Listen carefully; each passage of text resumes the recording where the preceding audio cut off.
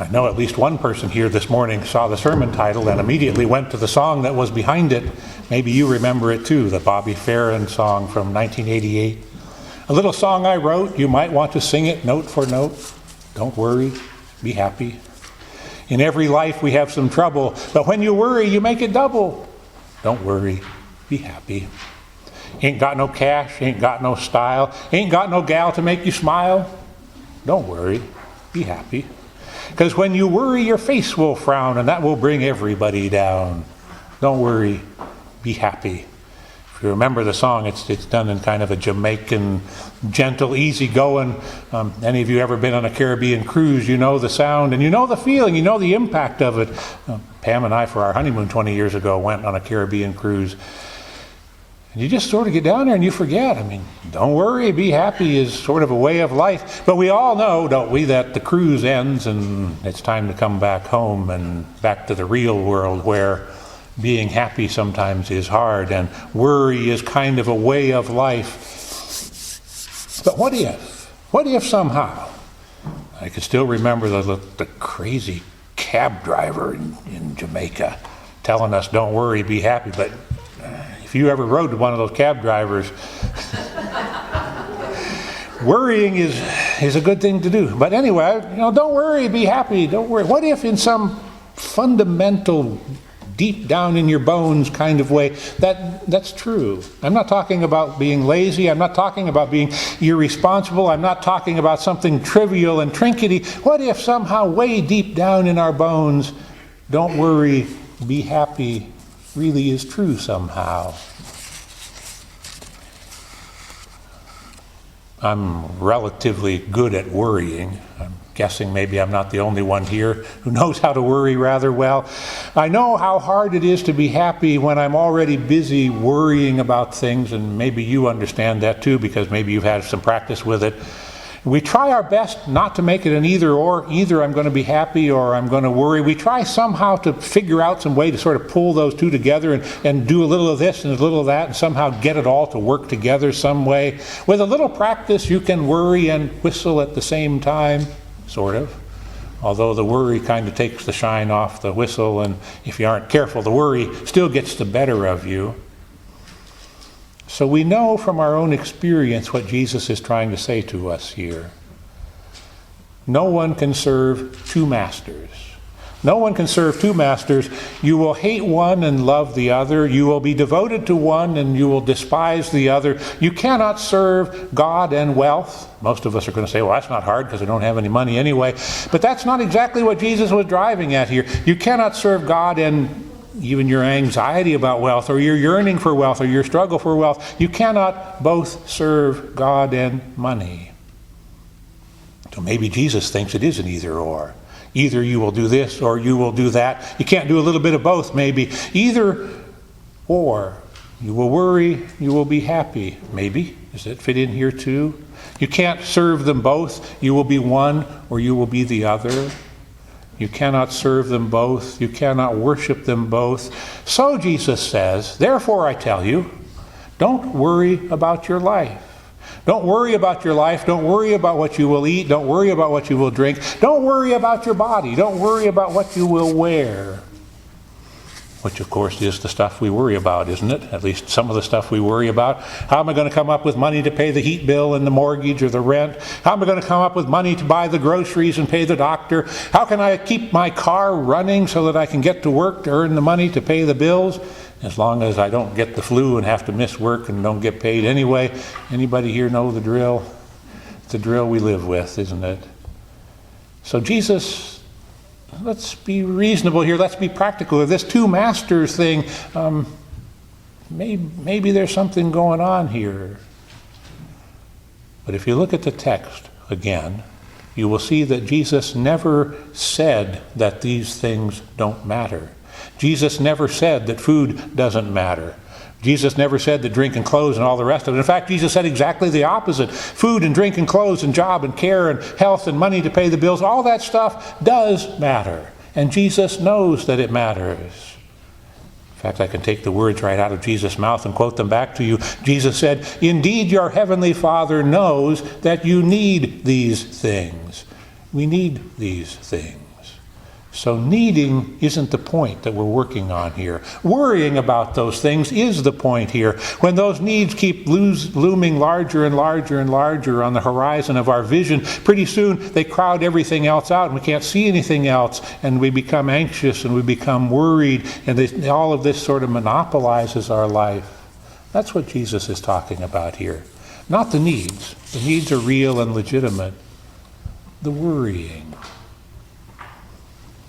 Maybe if we were sparrows, we wouldn't worry about these things. I don't know that for sure. I don't know exactly what goes on in bird brains. Although I've watched the sparrows when my bird feeder goes empty. Any of you know that experience? I've watched them gather around an empty bird feeder, and I wonder what they are talking about. I wonder if they're saying something about that crotchety old guy who lives in the house, who's forgotten to do his duty again. He's forgotten to buy the bird seed, or maybe he's run out of money and he can't afford to buy bird seed. Maybe he's just gotten mean and he's going to starve us to death. I don't understand bird language, but I see them looking at me when they chatter, and I wonder what's going through their brains, because part of being a worrywart is being a little paranoid too. Anybody know what I'm talking about? It's hard to worry and be happy. It's hard to worry and be faithful. It's hard to worry and be trusting. It's hard to live your life with two centers, a center over here and a center over here. It's hard to live your life with two centers. Worry has a way of sort of taking over the whole package. Worry has a way of sort of taking over everything and taking over all of us. But Jesus insists over and over that God's realm and God's righteousness belong at the center of our attention. God's realm and God's righteousness. Which maybe sets up another way to read the text. Maybe you can say the text this way: you cannot serve both God and worry. That last word, it was translated as wealth in the version that we read today. In some versions it's translated as money. In the old Bible it was translated as mammon. It's not one of those words that you can pin right down. Some words have this meaning right here, and that's all they mean. And some other words, you sort of draw a circle around a cluster of ideas, and depending on the context, depending on exactly what you're talking about, the word means one of these things inside this circle. This word we're talking about here is one of those things. It has a variety of meanings. It has to do with our relationship to the world around us. You cannot both serve God and serve worry, because each demands all of our attention, each demands all of our focus, and there isn't room for both. One of them will crowd the other out. One of them will become your center, and the other will get pushed off to the side. It's just how it is. Now maybe if worry could make a difference, that wouldn't be such a bad thing. Maybe if worry could somehow help, could somehow straighten things out. But worry doesn't really do any good. It doesn't really make any difference that matters. Does that make worry a false god? A false god, a kind of an idol, I suppose? Diana Butler Bass is a Christian author, speaker, educator, who is also an Episcopal priest. Diana Butler Bass moderates a chat that I participate in from time to time. She's will set up something that will get people crazy like me who try to preach on Sunday mornings engaged, and will bat things around in a chat kind of a setting, a online kind of a setting. She got us going this week on this whole bird thing from today's gospel, and all the worry and all the anxiety and all the stuff about the uneasy economy and all that stuff. And a bunch of us were teeing off on that kind of stuff and going like crazy. And I even got to make a contribution that got noted. I recommended to this bunch of Episcopalians who don't ever sing hymns like this, that maybe we ought to look at that song we're going to sing in a minute, God's Eye is on the Sparrow. Maybe you don't know it either, but you will in a minute. It's not the sort of thing that Episcopalians sing, but it's going to show up in about a dozen Episcopal churches this morning because somebody was crazy enough to recommend they look at it.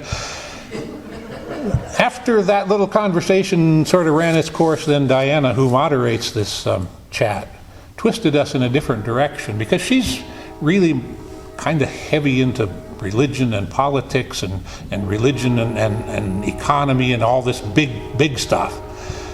she pointed out that we've been spending all our time worrying about the birdies. But what about the tension that in her mind started it all? This God versus mammon thing, this big philosophic question, this big cultural question, God versus Caesar. That's one of the things that could be part of the meaning in mammon, or God, church and state, all this kind of struggle. What about all that kind of stuff? And some of us came back with, but some of us who are in this chat have taken an economic pounding recently. Does that matter? Does it matter that the churches we pastor, all of us, nobody in that group is pastoring one of those lucrative churches that has money flowing in like crazy and they don't know what to do with it all? Every one of us is pastoring churches that struggle to survive. Does it matter that churches all over the country are running out of money? Can you blame people like us for siding with the birds? Can you blame people like us for hoping that somehow the birds can teach us something about how to survive? But if worry somehow becomes our other God, if worry somehow takes over the place inside us that God is supposed to have, how will our hearts ever find themselves in the right place? Maybe Diana was on to something. Maybe the very best way to don't worry is to strive first for God's realm and God's righteousness. Maybe the best way to be happy is to strive first for God's realm and God's righteousness. Maybe don't worry, be happy is more real than we ever thought. Maybe it is real. Maybe if trust can crowd the worry out, maybe if we can discover that God really is like Isaiah was talking about, like a mother who will not forget us, a mother who inscribed your name right here on the palms of her hands. Maybe if we can see that the God whose eye is on the sparrow is also the God who watches us. Maybe we will find freedom to let go of self-protective ways, those ways that our anxiety wants us to use all these defenses to protect us and shield us from the world. Maybe we will find the freedom to seek first the realm where happiness resides. And then we will sing, as we will sing even now because we're on our way. I sing because I'm happy. I sing because I'm free. God's eye is on the sparrow, and I know God watches me.